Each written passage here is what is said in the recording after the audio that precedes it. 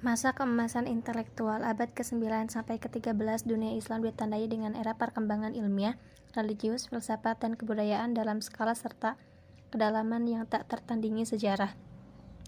Baik sebelum maupun sesudah era tersebut, setelah melesat bangkit dari gurun gersang Arab, kebudayaan Islam sekarang meliputi banyak budaya agama dan tradisi intelektual yang beragam mulai dari Spanyol hingga India.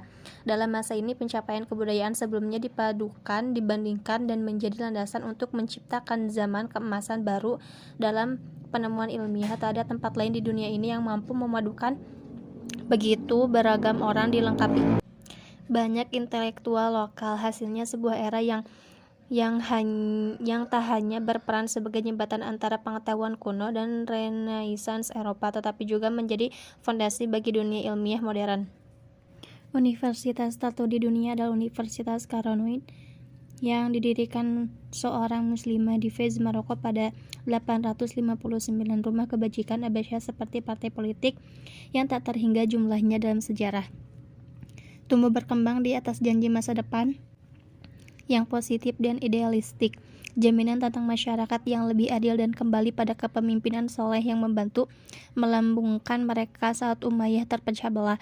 Menjelang awal 800-an, kerajaan mereka sudah membentang dari Atlantik sampai Indus. Mereka punya ibu kota kelas dunia dengan 1 juta lebih penduduk di Baghdad. Masyarakatnya terdiri atas beragam budaya dari Yunani, Koptik, Persia, dan India yang diadopsi aspek kebudayaan terbaiknya. Inilah periode pembukaan masyarakat ideal yang dijanjikan dalam pikiran Khalifah Abbasiyah ke-7 Al-Ma'mun.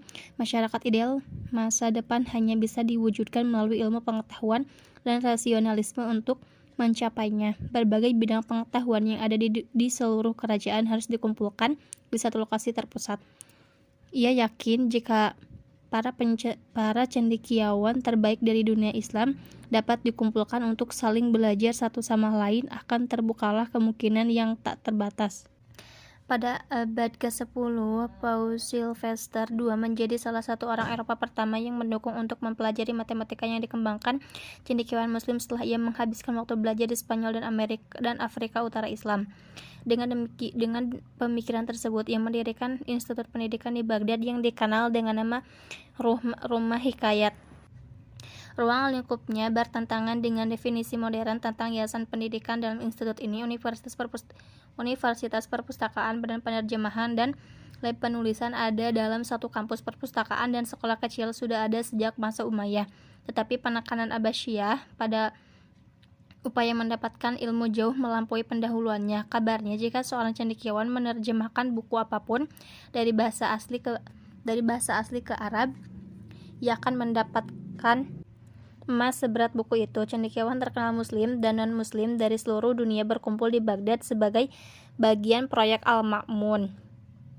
Untuk kali pertama dalam sejarah, kelompok terbaik dari tanah Persia, Mesir, India, dan bekas Bizantium dapat dipertemukan untuk memajukan ilmu pengetahuan yang bermanfaat bagi seluruh dunia. Al-Ma'mun bukan hanya pemimpin yang memberikan penekanan khusus pada ilmu pengetahuan yang membuat rumah hikmah dan masa keemasan Muslim ini unik adalah konteks terjadinya pertama ekspansi kerajaan Muslim berhasil meruntuhkan dinding yang sebelumnya memisahkan kelompok yang berbeda. Pada masa pra-Islam, tak ada alasan bagi ilmuwan di Alexandria untuk pergi ke Ctesiphon untuk belajar dan mengajar. Kalaupun bepergian, hambatan bahasa akan menghalangi mereka mendapatkan manfaat penuh dari Persia. Aspek unik kedua, dalam era awal Abbasiyah, bahasa Arab menjadi bahasa perantara yang dapat menyatukan orang dari berbagai latar belakang. Tak peduli apakah seorang itu asli Berber, Suriah, atau Persia, jika memeluk Islam, paling tidak ia paham bahasa Arab elementer yang dibutuhkan untuk sholat dan membaca Quran seperti yang diajarkan Nabi Muhammad. Bahasa Arab tak sekadar menjadi bahasa liturgi, tetapi bahasa ilmuwan untuk berkomunikasi dan melakukan penelitian. Yang ketiga, Islam sendiri memerintahkan untuk mencari ilmu, menjadikan penelitian sebagai tindakan ibadah. Banyak ayat Al-Quran dan hadis Nabi yang menekankan peran ilmu pengetahuan dalam kehidupan seorang Muslim yang soleh. Nabi dikabarkan bersabda bahwa Tuhan memudahkan jalan ke surga bagi mereka yang melangkahkan kaki untuk mencari ilmu. Bagi para ilmuwan muslim yang hanya berjarak beberapa tahun dari masa kehidupan Nabi, mendapatkan ridho Allah adalah alasan utama melakukan penelitian dan belajar literatur ilmiah dari masa keemasan. Biasanya dimulai dengan ayat Al-Quran yang mendorong pencari ilmu dan menyeru orang Islam agar merenungkan dunia di sekitar mereka. 3 faktor pendorong untuk mencari ilmu inilah yang unik dalam dunia Islam. Ini tak bisa terwujud tanpa kebangkitan Islam sebagai kekuatan geopolitik dalam beberapa abad setelah masa Nabi. Matematika. Sumbangan umat Islam terhadap perkembangan matematika pada masa keemasan hanya dapat dilukiskan dengan kata.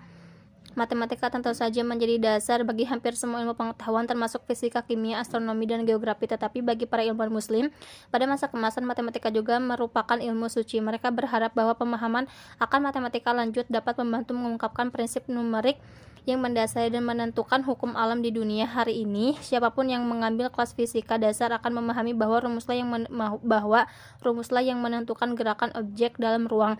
Pada masa kemasan, formula ini masih misteri. Melalui teori dan eksperimen, ilmuwan berharap menentukan algoritma ajaib ini. Pemahaman tersebut menentukan pada sikap menghargai dan mencintai kekuasaan Allah serta hubungan dengan ciptaannya. Dengan demikian, pembelajaran matematika merupakan perjalanan religius juga.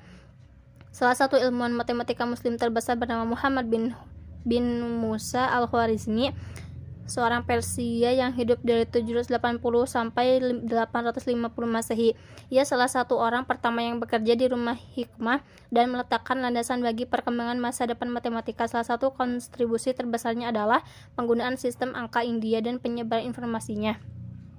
Sebelum di banyak tempat digunakan sistem angka Romawi dan berbagai keterbatasannya, sedangkan permasalahan matematika kompleks melibatkan angka non-bilangan bulat yang hampir tak mungkin menggunakan sistem angka Romawi dan sistem angka India 1, 2, 3, 4 dan sebagainya. Memuat angka besar dan negatif dapat dibahaskan sehingga memudahkan perhitungan kompleks. Al-Khwarizmi tak hanya meminjam sistem angka India kuno, tetapi juga menambahkan satu mata rantai yang hilang, angka 0. Walaupun secara matematis tidak mampu membuktikan 0 karena berapapun angka dibagi 0 hasilnya tak terdefinisi, Al-Khwarizmi menetapkan dalam penelitian lebih lanjut, yaitu merevolusi beberapa subjek dan menemukan yang lain. Mungkin sumbangan terbesar Al-Khwarizmi berkaitan dengan perkembangan aljabar. Dalam karya monumentalnya, buku ringkasan kalkulasi dengan melengkapi dan menyeimbangkan, ia menjelaskan bagaimana persamaan aljabar dapat digunakan untuk menyelesaikan masalah sehari-hari, mulai dari pembagian warisan sampai geografi. Disinilah Al-Khwarizmi menjadi pelopor. Meski jago di bidang geometri, masyarakat Yunani kuno gagal memisahkan aljabar teoritis darinya. Buku Al-Khwarizmi memantapkan aljabar sebagai bagian pelajaran matematika dengan penerapan praktisnya. Bahkan sesungguhnya kata aljabar itu sendiri diambil dari judul bukunya. Aljabar berasal dari kata aljabr yang berarti melengkapi. Ini mengacu pada menyamakan kedua sisi persamaan aljabar untuk mendapatkan solusi. Matematikawan hebat lain dari Persia adalah Umar Khayyam yang hidup dari 1048 sampai 1131 Masehi. Walaupun lebih dikenal di barat karena puisi tentang cinta dan mistik Islam, ia seorang matematikawan yang pandai. Dia membantu mendorong batasan pokok ilmu yang tak bisa dilakukan pendahulunya. Umar Khayyam menemukan metode untuk memecahkan persamaan kubik persamaan aljabar yang variabelnya mencapai kelipatan 3. Menelaah aljabar teoritis lebih lanjut, ia juga termasuk salah satu yang paling awal memformulasikan teorema binomial. Teorema ini membantu memecahkan masalah aljabar dengan mengembangkannya dan menjumlahkannya. Penemuan ini mungkin tampak terlalu teoritis dan hanya bermanfaat untuk menyiksa murid kelas 2 SMP. Tetapi penemuan ini memiliki implikasi penting melalui aljabar tingkat lanjut, pelajaran trigonometri dan kalkulus dapat dikembangkan. Kemudian trigonometri itu dikembangkan orang Islam sendiri, terutama oleh ilmuwan abad ke-10 Al-Battani untuk alasan yang sangat praktis. Melalui fungsi trigonometri dan pemahaman dasar tentang bintang, seseorang dapat menghitung dengan tepat posisi di bumi. Ini sangat penting bagi orang Islam yang harus sholat menghadap ke Mekah. Buku pedoman yang dihasilkan pada masa keemasan berhasil mendata ratusan kota, titik koordinatnya, dan arah kiblat ke Mekah. Karena alasan ini, sekarang banyak masjid yang dibangun lebih dari 1000 tahun lalu telah mengarah tempat ke Mekah. Bahkan yang beranjak ribuan kilometer jauhnya, sifat trigonometri dasar yang dikembangkan matematikawan Muslim bahkan berfungsi sebagai basis cara kerja sistem GPS saat ini. Astronomi, hasil perkembangan ilmu matematika tingkat lanjut tersebut berupa karya di bidang astronomi. Rumus dan metode yang dikembangkan matematikawan Muslim menjadi dasar untuk penelitian perbintangan. Sementara keyakinan Islam sumber motivasinya banyak. Ayat Al-Quran yang menyinggung benda langit dan pergerakannya. Quran menyatakan matahari dan bulan bergerak dengan perhitungan yang tepat. Selain itu, Quran menyatakan bahwa melalui bintang, manusia dapat dipandu melewati kegelapan daratan dan lautan. Bagi kerajaan iman yang membentang dari Samudra Atlantik hingga India, kiasan dalam Al-Quran tentang sifat matematis langit terlalu banyak untuk diabaikan. Dengan Al-Quran sebagai faktor motivasi, astronom Muslimlah sesungguhnya yang kali pertama mengembangkan ilmu ini. Pada masa kuno, astronomi dan astrologi itu satu dan sama, menimbulkan keyakinan ilmiah yang salah tentang pengaruh bintang pada kehidupan sehari-hari manusia. Orang Islamlah yang pertama kali memisahkan ilmu astronomi dari tebakan dan mitos astrologi. Di bawah perlindungan Al-Ma'mun dan Rumah Hikmah, para astronomi dikumpulkan untuk mempelajari teori kuno Ptomelus yang karyanya dianggap sebagai kunci utama dan dalam astronomi hingga masa Islam. Aspek kunci gagasan Ptomelus adalah geosentrisme, alam semesta, bumi diam dan semua benda langit bergerak mengelilinginya. Teori bumi diam ini mulai dipertanyakan saat astronomi Muslim menyadari perhitungan Ptolemeus soal gerakan planet dan bintang itu cacat dan perlu dikoreksi. Ketika banyak orang sekar berusaha menciptakan rumus yang lebih akurat, sebagian mulai mempertanyakan ide secara keseluruhan. Pada abad ke-11, Al-Biruni menyatakan Ptolemeus tidak pernah dengan ilmiah membuktikan bukti tak bergerak, bahkan mungkin berputar di sumbunya.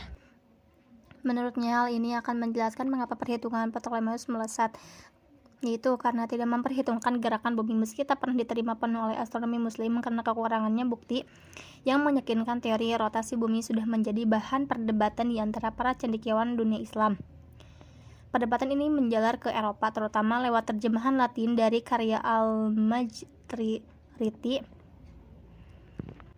cendekiawan Andalusia yang memusatkan perhatian pada upaya merevisi dan menyempurnakan tabel serta perhitungan astronomis. Bahkan setelah kematian Al-Majriti, kelas terpelajar dari seluruh Eropa akan bepergian ke negara Muslim di Iberia untuk mempelajari karyanya dan yang lainnya. Akhirnya, saat gagasan astronomi Muslim menyebar ke seluruh benua, ilmuwan seperti Kopernikus dan Galileo akan mengembangkan teori yang kita terima sebagai fakta hari ini. Akan tetapi, tak seperti astronomi Eropa, astronom Muslim takkan diganggu ajaran agama yang mapan karena pandangannya. Malahan, usaha inilah yang dianggap sebagai salah satu bentuk ibadah. Seperti aljabar, astronomi mempunyai penerapan praktis. Salah satu yang terpenting yaitu pengembangan astrolabe. Awalnya alat ini ditemukan oleh orang Yunani kuno yang menentukan garis lintang dengan menggunakan bintang. Mengombinasikan kemampuan astrolabe dengan perhitungan astronomis yang lebih tepat oleh ilmuwan Muslim, alat ini menjadi bagian vital navigasi, terutama pada kapal. Dengan mengarahkan astrolabe ke langit malam untuk menghitung posisi susunan bintang tertentu, seorang navigator bisa menentukan lokasinya secara tepat, lalu membandingkannya dengan buku panduan berisi daftar garis lintang lokasi yang sudah dikenal di seluruh dunia untuk menetapkan arah tempat tujuannya. Bepergian ke Makkah untuk naik haji menjadi lebih mudah bagi muslim dari tempat yang jauh. Bagi peradaban yang membentang dari Spanyol hingga India, teknologi yang memudahkan perjalanan semacam ini sangat diperlukan. Astrobel merombak dunia pelayaran dan digunakan sampai 1700-an sebagai standar navigasi. Geografi seperti halnya astronomi tumbuh dari matematika, geografi berkembang dari astronomi. Hanya sedikit kerajaan dalam bentangan sejarah yang sebanding dengan dunia Islam pada masa keemasan. Dengan sistem politik yang menekankan persatuan dalam wilayah luas seperti ini, perjalanan jarak jauh menjadi aman dan relatif bisa dilakukan.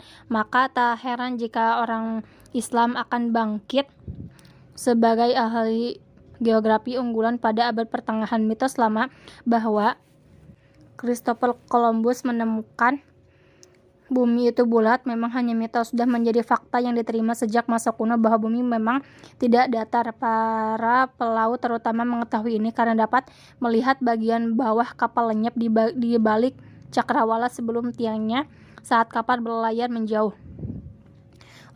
Orang Yunani kuno bahkan telah mencoba menghitung ukuran bumi walaupun mereka menaksir terlalu rendah ukuran Samudra Atlantik sehingga menghasilkan angka yang lebih kecil dibandingkan ukuran bumi yang sebenarnya. Ahli geografi yang bekerja pada Kekhalifahan Abbasiyah menghasilkan konstruksi lebih akurat dengan memanfaatkan trigonometri dan geometri bola. Mereka menghitung diameter bumi 728 km, hanya selisih 37 km tanpa satelit dan teleskop modern. Kalkulasi ini sangat mengejutkan. Pada 1300-an Ibnu Battuta, cendekiawan hukum Islam dari Maroko, menempuh perjalanan sejauh 170 km. 1000 km perjalanannya melintasi Afrika Barat, India, Tiongkok, dan Asia Tenggara. Geografi Islam tak terbatas pada perhitungan ukuran bumi. Usaha besar juga dikerahkan untuk membuat peta dunia. Peta Yunani kuno, terutama buatan Ptolemeus, dikembangkan dan diperbaiki. Salah satu contoh terbaik adalah peta buatan Muhammad al-Idrisi yang tinggal di Sisilia abad ke-12. Walaupun Sisilia pernah menjadi bagian dunia Islam sampai ditaklukkan bangsa Normandia pada akhir abad ke-11, raja yang berkuasa pada masa al-Idrisi, Roger II, merupakan sosok yang toleran dan berpengetahuan luas. Di bawah perlindungannya, Al-Idrisi menghasilkan peta dunia dengan akurasi dan detail yang tak tertandingi pada masa abad pertengahan. Selama ratusan tahun berikutnya, peta ini menjadi acuan penilaian peta lain. Peta tersebut tak hanya berupa gambar geografik fisik bagian dunia yang diketahui, tetapi juga berisi deskripsi budaya, politik, dan masyarakat berbagai wilayah yang pernah didatangi penjajah.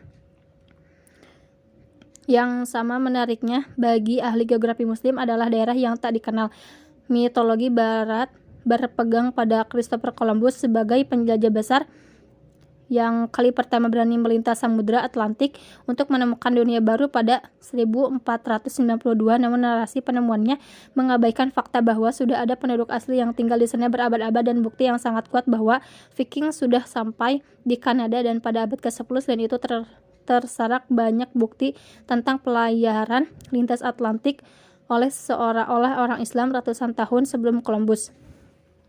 Pertengahan abad ke-10, ahli geografi dan sejarah bernama Al-Mas'udi menuliskan pelayaran Muslim Iberia selama berbulan-bulan pada 889 dari pelabuhan D'Elba, pelabuhan yang sama dengan Columbus, hingga sampai ke wilayah yang sangat luas dan belum dikenal.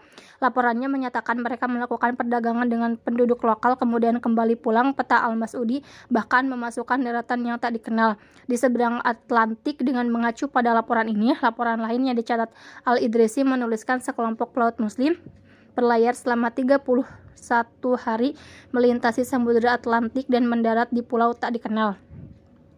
Mereka ditangkap penduduk asli, tetapi akhirnya dilepas saat salah satu penduduk yang bisa berbicara bahasa Arab menjadi perantara dan mengatur pembebasan mereka.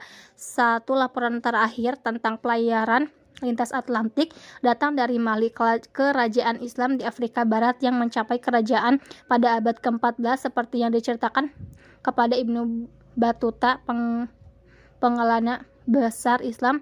2.200 kapal berlayar ke barat dari Afrika untuk menemukan daratan yang tak dikenal.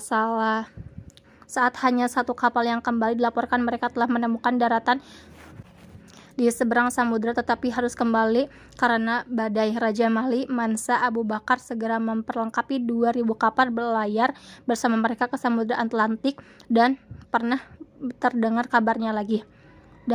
terdengar kabarnya lagi. Kisah para pelaut melintasi samudra itu tentu bukan bukti nyata kontak lintas Atlantik sebelum Columbus, tetapi fakta bahwa mereka dicatat oleh ahli geografi yang terkenal akan akurasinya. Dilengkapi sedikit ulasan tentang komunitas Islam di Amerika dalam jurnal Generasi Pertama Penjelajah Eropa di Dunia Baru, membuka kemungkinan untuk menulis ulang sejarah zaman penemuan yang diterima saat ini. Kedokteran. Kesalahpahaman umum tentang sejarah kedokteran hingga beberapa ratus tahun lalu meliputi keyakinan bahwa ilmu ini kebanyakan lahir dari tebak-tebakan. Bayangan tentang ahli medis yang menjual obat palsu untuk segala penyakit muncul saat menelaah dunia kedokteran sebelum abad ke-20. Akan tetapi sesungguhnya telah ada tradisi kedokteran di dunia Islam yang berdasarkan pengetahuan Yunani sebelumnya, yang menekankan studi empiris dan profesi klinis. Meskipun fakta ini hilang dalam imajinasi populer modern, masih ada tulisan dari beberapa pemikir kedokteran terbesar yang dikenal dunia yang tinggal dan berpraktik pada masa keemasan Islam. Karya mereka menunjukkan era pencerahan dan kemajuan medis yang membentuk basis kedokteran modern.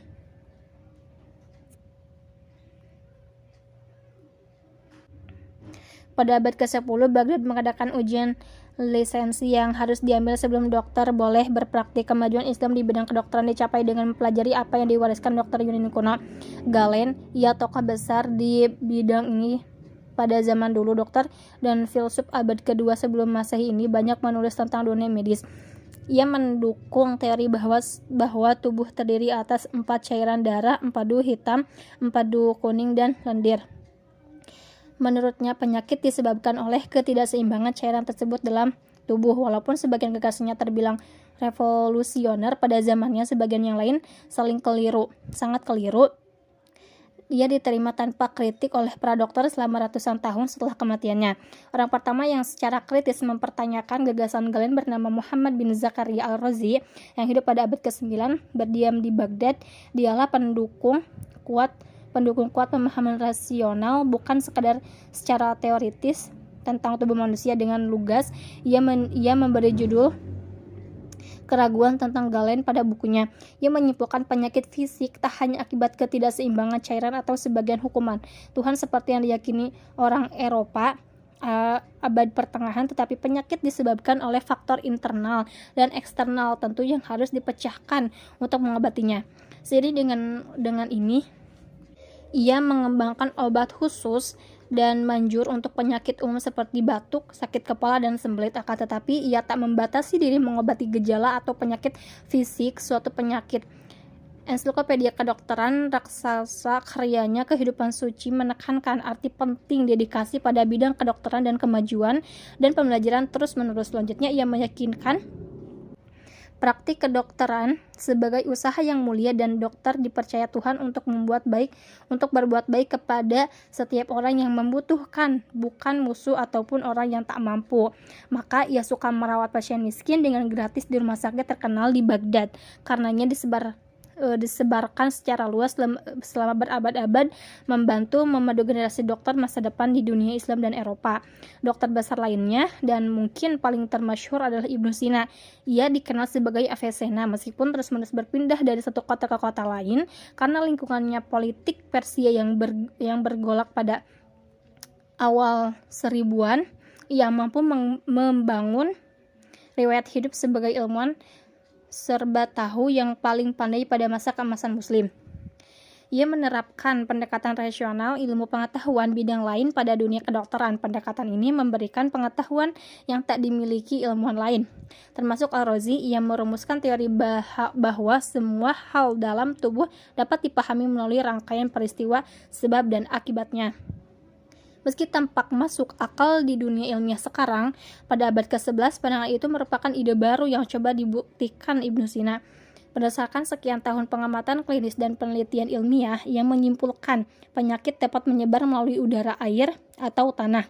Selanjutnya, setiap penyakit memiliki karakteristik tertentu sehingga harus diobati dengan cara khusus. Ia salah satu orang pertama yang mengenalkan kedokteran eksperimental. Dalam karya monumentalnya Aturan Pengobatan, ia menekankan bahwa obat-obatan harus diuji di bawah kondisi terkontrol dan tak boleh dipercaya hanya berdasarkan teori. Obat yang tak efektif secara universal atau tidak dapat dibuktikan benar-benar menyembuhkan penyakit tak ada artinya bagi Ibnu Sina. Sebab ia percaya pengobatan itu ilmu pengetahuan tentang observasi dan rasionalismenya. Karenanya menjadi buku teks standar bagi siapa pun yang ingin belajar ilmu kedokteran di dunia muslim dan di luarnya. Sekolah kedokteran Eropa mengandalkan terjemahan Latin buku ini sampai abad ke-17. Buku ini terjemahkan ke dalam bahasa Tiongkok pada zaman dinasti Yuan oleh masyarakat muslim yang banyak di Tiongkok. Mudah dipahami mengapa karya ini mendapat popularitas dan penghormatan yang luas. Karya terbesar Ibnu Sina ini bukan sekedar buku panduan tentang penyakit umum dan pengobatannya.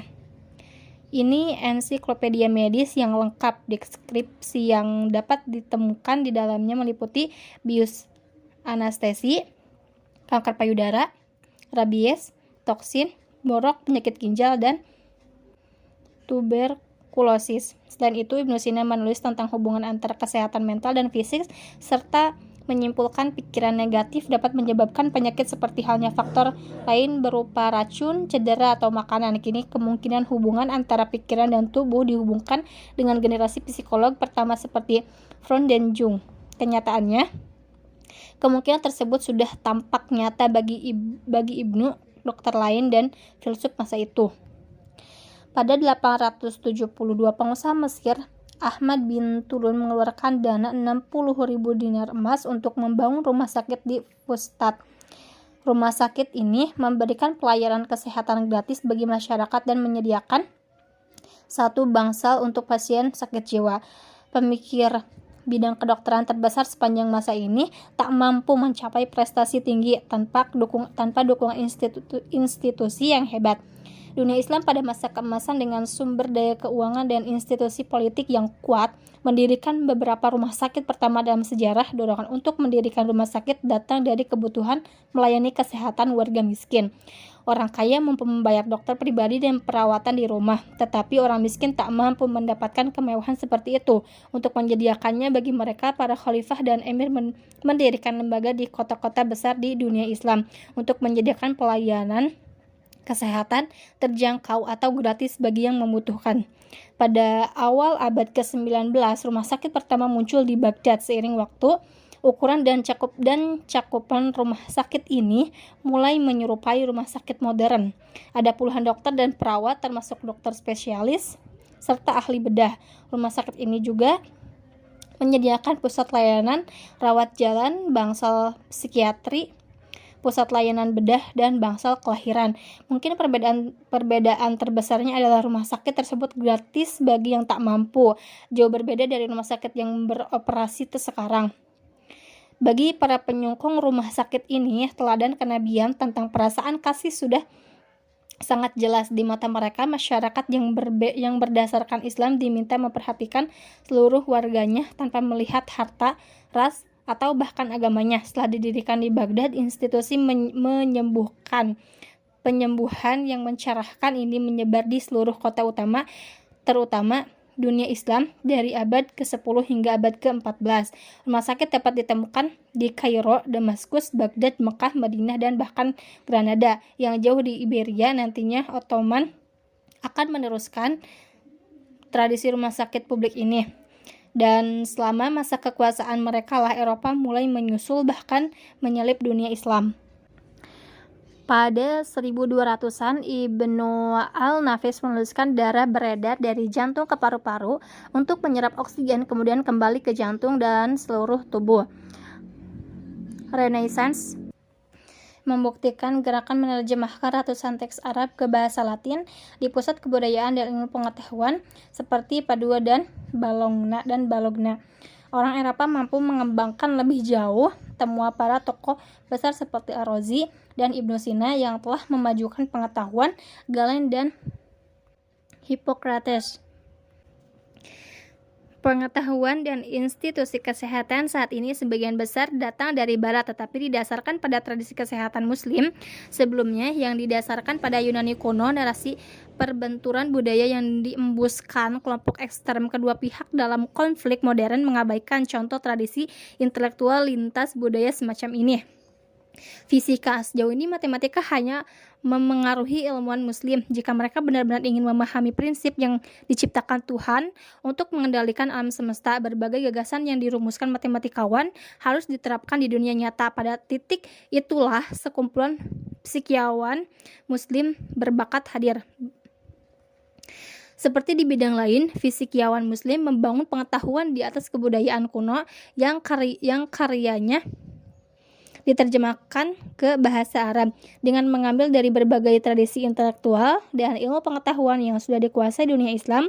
Para fisikiawan masa keemasan mengembangkan beberapa konsep inti dalam bidang ini. Karya mereka membantu meletakkan dasar bagi para tokoh besar seperti ditelaah lebih lanjut oleh Newton dan Einstein.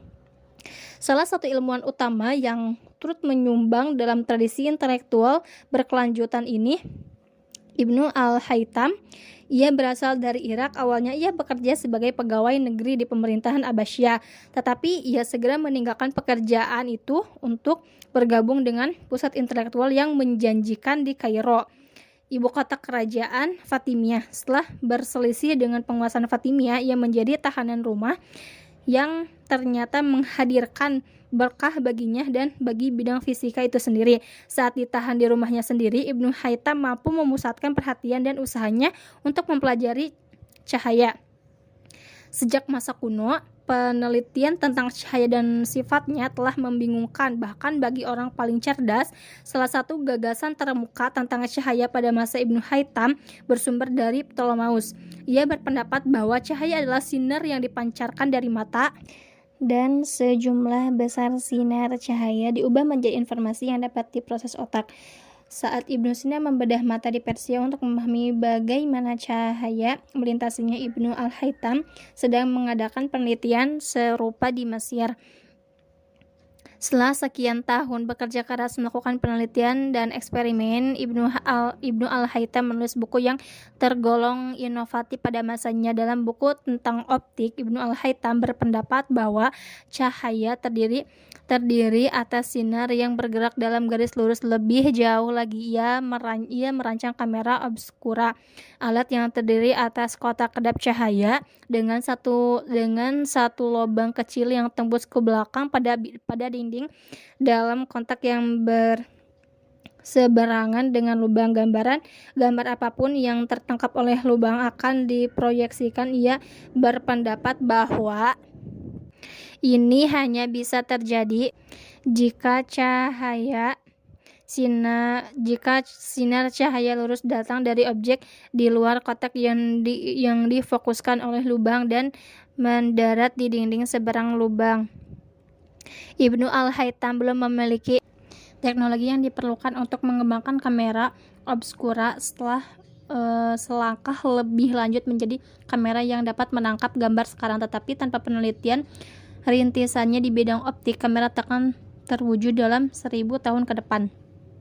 Ia juga berhasil memadukan bidang optik dan astronomi dalam kalkulasinya tentang kedalaman atmosfer bumi. Dengan menggunakan prinsip yang diturunkannya sehubungan sifat cahaya yang dibelokkan, ia menyimpulkan bahwa saat matahari terbenam, warna langit berubah sesuai dengan sudut sinar matahari mengenai atmosfer berdasarkan warna dan posisi relatif matahari terhadap bumi. Pada banyak kesempatan ia sampai pada perhitungan kedalaman atmosfer yang tak jauh berbeda.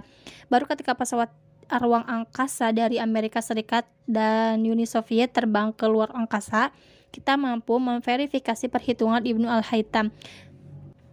Prestasi ilmiah Ibnu al-Haytham dapat menjadi bahan tulisan tersendiri, dan memang demikian dilaporkan. Ia telah menulis lebih dari 200 buku, tetapi hanya beberapa puluh yang masih terselamatkan hingga kini. Ia melopori perumusan lensa pembesar, hukum gerak, geometri analitis, kalkulus, astronomi, bahkan psikologi eksperimental, mempertimbangkan seluruh prestasinya secara bersamaan, kita dapat benar-benar memahami warisan Ibnu Al-Haytham. Sesungguhnya metode ilmiah, sekarang metode ini menjadi teknik yang digunakan seluruh ilmuwan untuk mendapatkan pengetahuan ilmiah. Kepercayaan mutlak Ibnu Al-Haytham pada pengamatan dan eksperimen yang sekarang kita sebut metode ilmiah memisahkan sains dari filsafat Yunani kuno. Pemahaman dunia modern dalam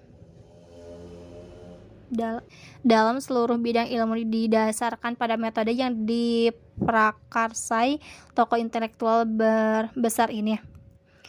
Dalam menjelaskan mengapa ia menyelami penelitian ilmiah begitu dalam, Ibnu Al-Haytham menyimpulkan, saya terus-menerus mencari pengetahuan dan kebenaran. Sudah menjadi keyakinan saya bahwa untuk mendapatkan jalan menuju cahaya dan kedekatan kepada Allah, tak ada cara yang lebih baik dibanding mencari kebenaran dan pengetahuan.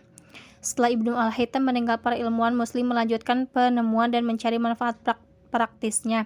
Penemuan dan pengembangan atas alat lama selalu muncul, dari jam air yang semakin tepat sampai peralatan laboratorium kimia, poros engkol, pompa air, kacamata, kompas, pesawat Gilder, gelas minuman, bahkan robot bertenaga air. Semuanya muncul di dunia Islam sekitar abad ke-13 dan masih banyak lagi yang perlu dicatat. Melalui studi sains lanjutan, revolusi teknologi terjadi di dunia Islam ketika cahaya kreativitas ilmiah muslim meredup saat pasukan perang salib dan suku Mongol menimbulkan malapetaka di jantung negeri muslim pada abad ke-12 dan ke-13. Eropa Kristen memungutnya di sana. Revolusi ilmiah lain dipacu lewat karya Kopernikus, Galileo, dan Newton. Semuanya familiar dan literatur ilmiah Islam dan hampir pasti dipengaruhi olehnya. Pada abad ke-12, seorang penemu muslim, Al-Jazari, merancang dan membangun berbagai mesin otomatis, diantaranya sistem pencucian tangan otomatis, jam, bahkan robot musik bertenaga air, fikih, dan hadis.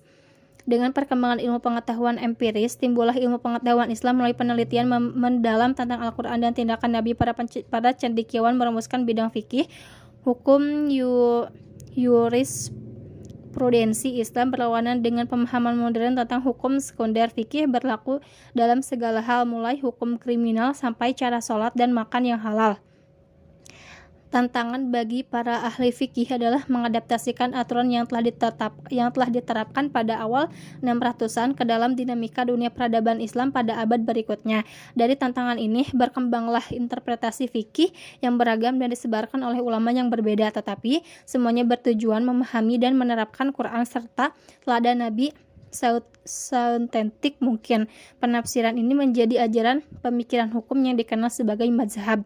Kebutuhan menafsirkan fikih tumbuh dari perubahan bentuk masyarakat Islam berpuluh tahun setelah masa Nabi Muhammad. Generasi pertama setelah Nabi dapat berpegang pada teladan dari Nabi, tetapi menjelang akhir 600-an, hampir tak seorang pun yang masih hidup dapat mengingat cara hidup dan teladan dari Nabi. Saat Islam menyebar ribuan kilometer ke segala penjuru dan pemeluk baru mulai menghuni kota besar di dunia Islam, timbullah kebutuhan menafsirkan hukum Islam dengan cara yang sistematis, melingkupi urusan ibadah hingga transaksi bisnis. Saat para ulama mulai berbicara tentang fikih pada abad ke-8, timbullah perbedaan pendapat mengenai apa yang bisa dianggap sebagai sumber hukum. Semua sepakat bahwa Quran dan tindakan Nabi atau hadis merupakan dua sumber utama, tetapi bagaimana jika ada pokok masalah yang tidak dibahas dan dalam kedua sumber tersebut? Disinilah para ahli hukum mulai berbeda pendapat. Salah satu ulama pertama, Abu Hanifah, mulai mengenalkan gagasan bahwa logika rasional harus berperan utama dalam pengembangan fikih. Ia berpendapat bahwa ia tak disebutkan dalam Quran atau hadis. Ahli hukum yang dididik secara khusus dalam fikih harus menggunakan penilaian terbaiknya atau ijtihad untuk menghasilkan aturan berdasarkan apa yang akan dilakukan Nabi untuk masalah itu. Mungkin tak mengejutkan jika gagasan Abu Hanifah paling populer di Irak, tempat pemikiran rasional Al-Ma'mun, mendirikan rumah hikmah hanya beberapa dekade kemudian. Ahli hukum besar kedua adalah Al-Malik, yang sezaman dengan Abu Hanifah. Ia tinggal di Mekah, kota tempat Nabi hidup, dan menyebarkan agama Islam. Bertentangan dengan ahli hukum pada masanya, ia percaya bahwa karena orang yang tinggal di Madinah itu keturunan para sahabat Nabi, perilaku mereka bisa dipertimbangkan sebagai sumber hukum. Toh mereka pasti belajar dari orang tuanya yang belajar dari Nabi.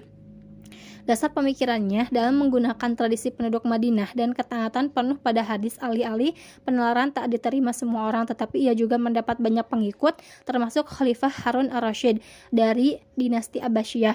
Ahli hukum besar ketiga, Muhammad Asy-Syafi'i, mempelajari tradisi Hanafi di Irak dan tradisi Maliki di Madinah, serta mengambil intisari dari kedua gagasan tersebut. Meski menyepakati perlunya ijtihad, ia berpendapat hal itu hanya dapat digunakan untuk membuat analogi antara situasi yang dihadapi Nabi Muhammad dan masalah terkini. Pendekatannya yang seimbang ini terbukti sangat populer dan menjadikannya dinobatkan sebagai bapak usul al-fiqih. Al-fiqih besar terakhir. Ahli fikih besar terakhir, Ahmad bin Hanbal, yang menjadi salah satu murid Asy-Syafi'i, ia cenderung lebih bergantung pada hadis dibanding ijtihad. Fokusnya terhadap hadis membantu mengembangkan lebih jauh ilmu fikih yang kemudian disempurnakan muridnya Muhammad al-Bukhari. Istri ahli hadis besar abad ke-15, Ibnu Hajar al-Asqalani, juga seorang ulama. Anas Khatum secara teratur memberikan ceramah umum yang dihadiri laki-laki dan perempuan. Berdasarkan prinsip yang diterapkan para ahli fikih ini, berkembanglah 4 mazhab fikih: Hanafi, Maliki, Syafi'i, dan Hambali. Ini bukan sekte berlainan dalam Islam, melainkan lebih merupakan penafsiran berbeda tentang Islam. Pada akhirnya semua mengarah ke tujuan yang sama, menjalankan agama Islam semurni mungkin, bahkan dalam konteks yang berbeda dari zaman Nabi. Sekarang keempat mazhab ini masih diikuti oleh lebih dari 1 miliar muslim. Mazhab Hanafi paling populer di anak benua India, Asia Tengah, Turki, dan Balkan. Mazhab Maliki menonjol di Afrika Utara dan Barat. Mazhab Syafi'i dipraktikkan di Mediterania Timur, Mesir, Afrika Timur, dan Asia Tenggara. Sedangkan mazhab Hambali terbatas di Jazirah Arab. Dalam masyarakat imigran muslim di Eropa dan Amerika, keempat mazhab itu bercampur, membangkitkan tantangan baru berkaitan dengan cara penerapan hukum Islam di tengah komunitas yang beragam. Sebagai hasil pertumbuhan ilmu fikih, studi hadis sendiri menjadi lebih menonjol pada era Abbasiyah. Sebagian besar ucapan Nabi diwariskan dari mulut ke mulut. Orang-orang akan mengatakan mereka mendengar dari X, yang mendengar dari Y, yang mendengar dari Z, yang mendengar dari sahabat, yang mendengar dari Nabi. Meskipun tampaknya kebanyakan muslim berusaha sebaik mungkin menyampaikan apa yang mereka dengar, beberapa keraguan menyelip berkaitan dengan autentisitas hadis setelah melintas banyak generasi. Bahkan ada klaim bahwa sebagian hadis sepenuhnya karangan dan tak pernah diucapkan Nabi. Hadirlah di tengah kegemparan ini Muhammad al-Bukhari yang menyadari ancaman akibat keraguan tentang hadis. Ia menjadi orang pertama yang mempelopori pendekatan ilmiah untuk menentukan autentisitas setiap hadis. Seperti ilmuwan muslim pelopor yang hidup pada masa tersebut, Al-Bukhari menolak menerima segala sesuatu hanya berdasar keimanan, serta menekankan metode empiris dan terorganisasi dalam analisisnya. Dalam pemikiran Al-Bukhari, agar sebuah hadis dapat disebut autentik, baik kata hadis itu sendiri maupun rantai penyampaiannya hingga ke Nabi Muhammad harus diverifikasi. Memberikan penekanan khusus pada penyampai, Al-Bukhari dengan sangat cermat meliti kehidupan orang yang meriwayatkan hadis. Jika salah satu orang dalam rantai tersebut diketahui pernah berbohong, bertindak tak jujur, atau secara terbuka melanggar hukum Islam, Al-Bukhari akan menolak menerima keaslian hadis itu. Setelah seumur hidup meneliti dengan hati-hati kehidupan para penyampai hadis, Al-Bukhari mengompilasi antologi lebih dari 7.000 hadis yang ia anggap asli seluruhnya. Metode ini hampir diterima dengan suara bulat oleh para ulama, dan kompilasinya dikenal sebagai Sahih Al-Bukhari, berarti hadis autentik. Menurut Al-Bukhari, sekarang buku ini dianggap sebagai sebagian besar muslim sebagai yang paling autentik setelah Quran itu sendiri. Teologi. Pada intinya, teologi Islam relatif jelas didasarkan pada keyakinan akan keesaan mutlak Tuhan dan ketegasan pesan Nabi Muhammad. Meyakini Islam secara tak langsung berarti menyatakan menerima Al-Quran sebagai firman Tuhan dan hadis sebagai petunjuk yang bersifat ketuhanan. Menurut pemikiran tradisional Islam, dua sumber ini dibutuhkan dalam hidup muslim agar sesuai dengan kehendak Tuhan dan meraih kebahagiaan abadi di surga. Akan tetapi, pada pertengahan abad ke-8, pendekatan keagamaan baru mulai timbul ketika menerjemahkan teks ilmiah Yunani kuno, umat muslim juga membaca karya filsafat. Lahirlah generasi filsafat Islam baru yang meyakini bahwa rasionalisme dapat digunakan untuk menemukan kebenaran ilmiah, untuk menemukan kebenaran ilahiyah. Dalam pandangan mereka, kesimpulan yang dapat dari penggunaan logika dan filsafat sama derajatnya dengan Al-Quran itu sendiri. Sebagian bahkan menyatakan dalam kasus tertentu logika dapat mengesampingkan wahyu. Kelompok ini terkenal dengan sebutan Mu'tazilah, berarti yang memisahkan diri akibat perbedaan mereka dalam teologi utama Islam. Kesimpulan filosofis mereka jauh dari keyakinan utama Islam. Mereka menyebutkan Quran bukanlah firman Tuhan secara harfiah, melainkan ciptaannya. Seperti halnya alam semesta, mereka pun yakin bahwa Tuhan dibatasi sifat yang disampaikannya. Dalam Al-Quran, bagi mereka Tuhan tidak maha kuasa. Dengan demikian, dalam topik tentang kehendak bebas versus takdir, mereka menyatakan mendukung kehendak bebas mutlak. Bahkan mereka berargumen bahwa Tuhan sendiri takkan dapat mengendalikan masa depan dan tidak mengetahui apa yang akan terjadi. Saat gagasan Mu'tazilah mulai menyebar di kalangan intelektual reaksi yang muncul bertalian dengan implikasi teologis gagasan tersebut. Bagi muslim yang lebih tradisional dan berpikiran ortodoks, Quran dan hadis telah menghadirkan seluruh kebenaran dan panduan yang dibutuhkan manusia.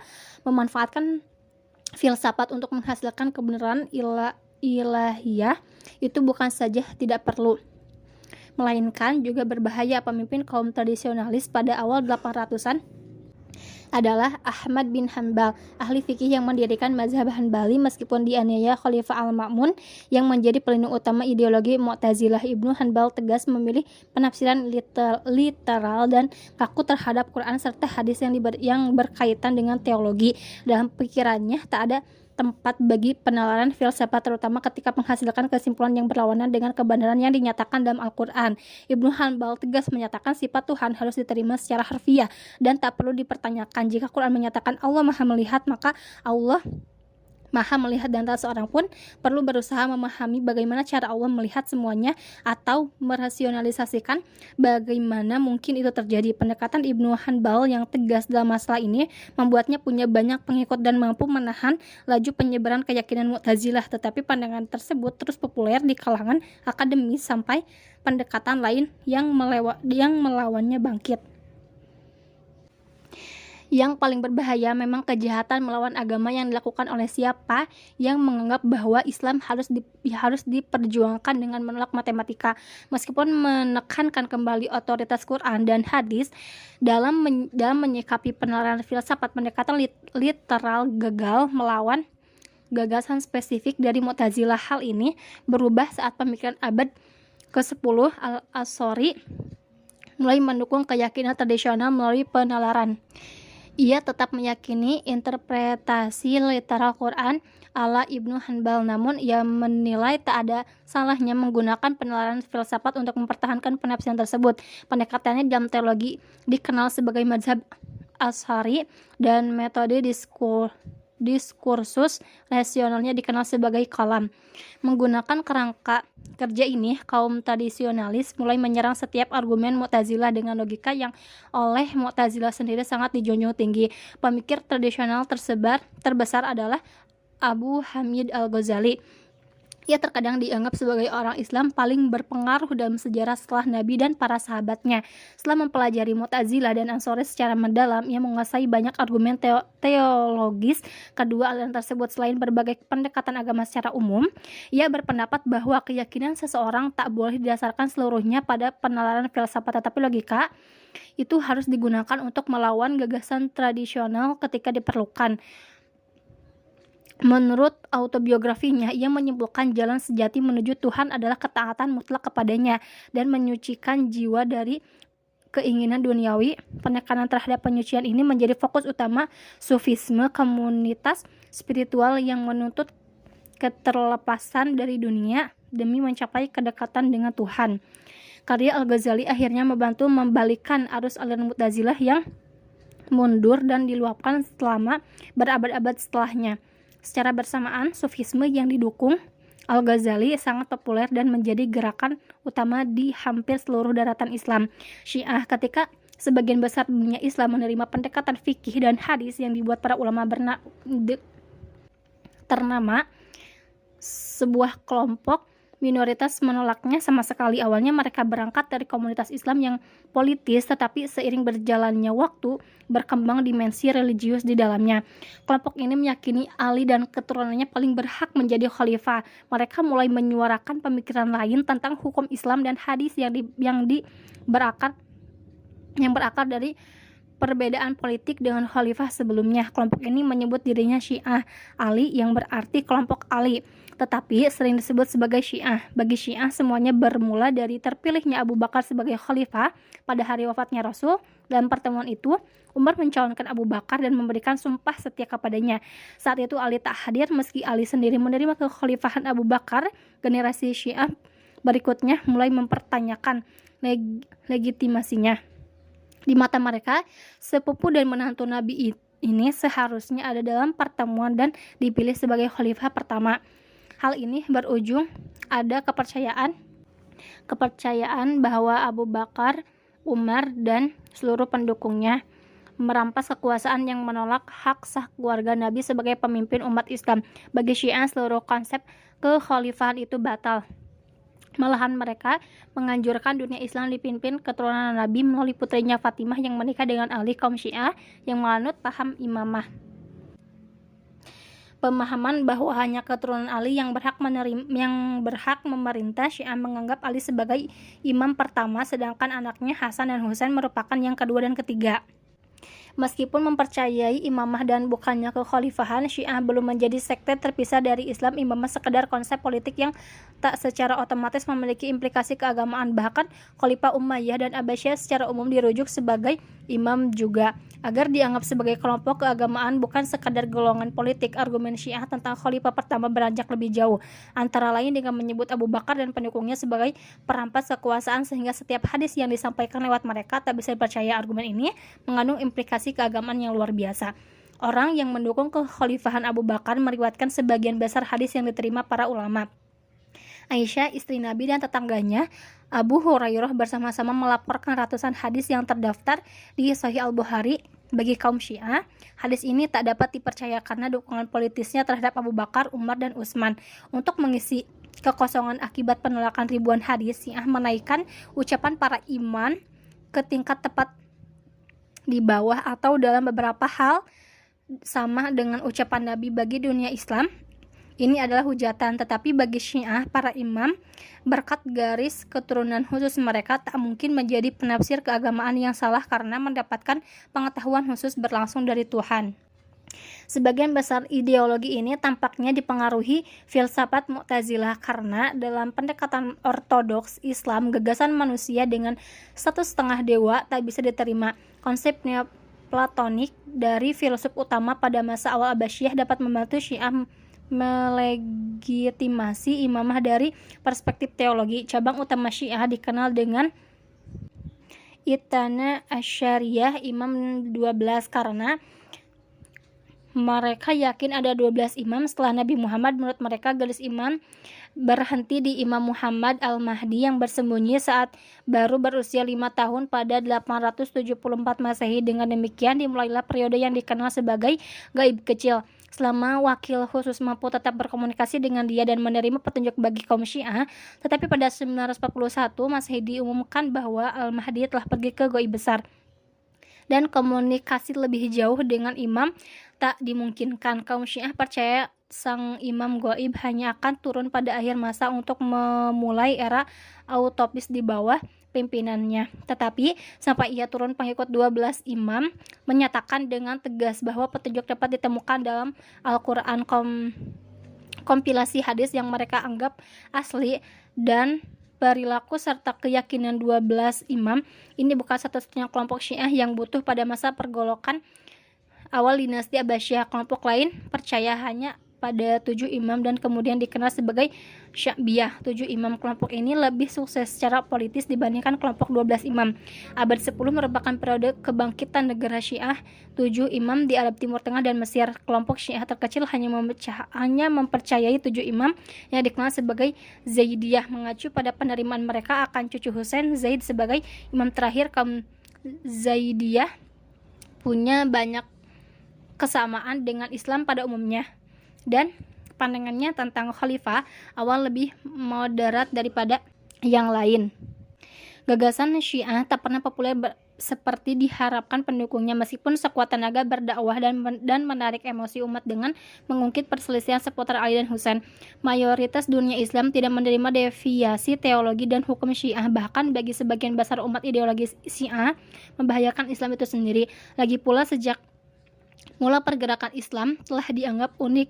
Quran menguraikan secara detail bagaimana bangsa sebelumnya yang telah dikrimini Nabi mengubah pesan dan menguranginya agar sesuai kebutuhan mereka, dengan menyebutkan Yahudi dan Kristen sebagai contoh utamanya. Menurut keyakinan Islam, Muhammad diutus sebagai nabi penutup dengan pesan suci yang tak bisa diubah atau disampaikan seperti sebelumnya. Saat kekuatan intelektual internal mulai mengancam kesucian gerakan Islam, reaksinya sebagai besar negatif. Selain hukuman politis oleh pemerintahan Abbasiyah, ahli teologi arus utama bersegera menolak ideologi Syiah dan menamakan diri Ahlus Sunnah wal Jamaah, secara harfiah orang yang mengikuti sunnah Nabi dan kesepakatan bersama. Disingkat Sunni. Ahli teologi yang paling berpengaruh bernama Abu Hamid Al-Ghazali ialah Al-Ghazali yang sama dengan menghabiskan waktu untuk membuktikan kesalahan argumen filsuf Mu'tazilah. Dengan kombinasi kelemahan argumen intelektual dan kekalahan militer politik negara sebagian Syiah pada abad ke-12, popularitas Syiah menyusut. Sejak 1100-an Syiah akan kembali menjadi kekuatan utama di dunia Islam saat kebangkitan kerajaan Safarid pada awal 1500-an.